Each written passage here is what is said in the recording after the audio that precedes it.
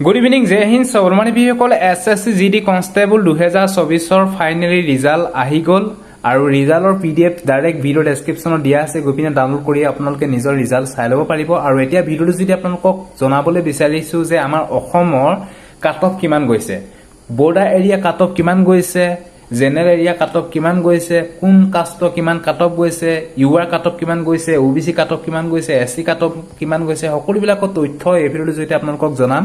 সব ভিডিঅ'টো চাব। যদি প্ৰথম বা আমাৰ চেনেললৈ আহিছে তেতিয়াহ'লে চেনেলটো ছাবস্ক্ৰাইব কৰি ল'ব। ভিডিঅ'ৰ ডেছক্ৰিপশ্যনত ডাইৰেক্ট SSC GD কনষ্টেবলৰ ৰিজাল্টৰ PDF দিয়া আছে। গৈ পিনে আপোনালোকে ধুনীয়াকৈ চেক কৰি ল'ব পাৰিব। আৰু এতিয়া মই আপোনালোকক ভিডিঅ'টোৰ জৰিয়তে জনাম, সব ভিডিঅ'টো শেষলৈকে চাই থাকিব।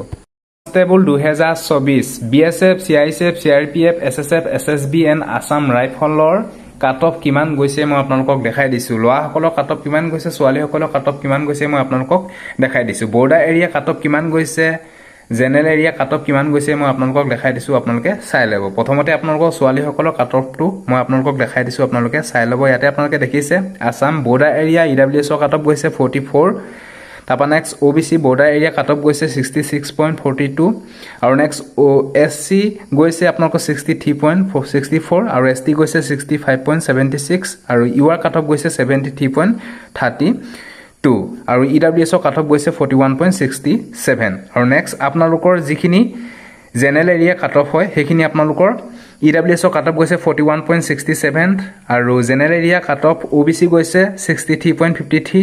নেক্সট আপোনালোকৰ জেনেৰেল এৰিয়া SC কেণ্ডিডেটৰ কাট অফ গৈছে 61.99 আৰু ST general area cut off গৈছে 63.15 আৰু next general area UR cut off গৈছে 64.26। এইটো ছোৱালী কাট অফৰ বিষয়ে আপোনালোকে গম পালে, কোন এৰিয়া কিমান কাট অফ গৈছে আপোনালোকে গম পাইছে, জেনেৰেল এৰিয়া কাট অফ কিমান গৈছে আৰু বৰ্ডাৰ এৰিয়া কিমান কাট অফ গৈছে আপোনালোকে ছোৱালীৰ বিষয়ে আপোনালোকে গম পালে। এতিয়া মই ল'ৰাখিনি আপোনালোকক দেখাই দিছোঁ আমাৰ অসমৰ ক'ত কিমান কাট অফ গৈছে। ইয়াতে আপোনালোকক দেখাই দিম ল'ৰা, ইয়াতে আপোনালোকে চাব।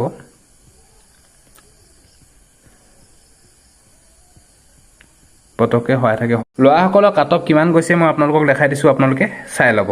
ইয়াতে আপোনালোকে এইটো ল'ৰাসকলৰ বৰ্ডাৰ এৰিয়া EWSৰ কাট অফ গৈছে 56.78, border area OBC cut off গৈছে 68.34।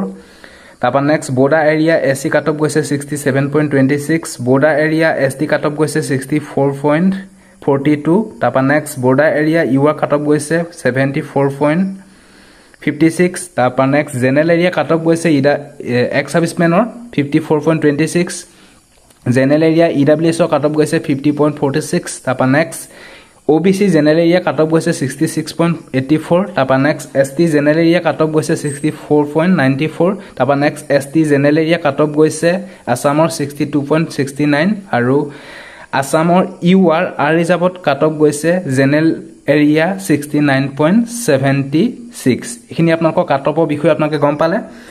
আমাৰ অসমৰ ল'ৰাসকলৰ কাট অফ কিমান গৈছে, কোন কাষ্টৰ কাৰণে কিমান গৈছে, ছোৱালীসকলৰ কোন কাষ্টৰ কাৰণে কিমান কাট অফ গৈছে আপোনালোকে গম পালে। যদি ভিডিঅ'টো ভাল পালে সকলো কেণ্ডিডেটকে যাতে ভিডিঅ'টো শ্বেয়াৰ কৰক যাতে সকলোৱে গম পাওক। যদি ভিডিঅ'টো ভাল পালে সকলো বন্ধু বান্ধৱীকে যাতে ভিডিঅ'টো শ্বেয়াৰ কৰক যাতে সকলোৱে গম পাওক। ছোৱালীলৈ বাই, জয় হিন্দ, বন্দে মাতৰম, জয় অসম, ধন্যবাদ।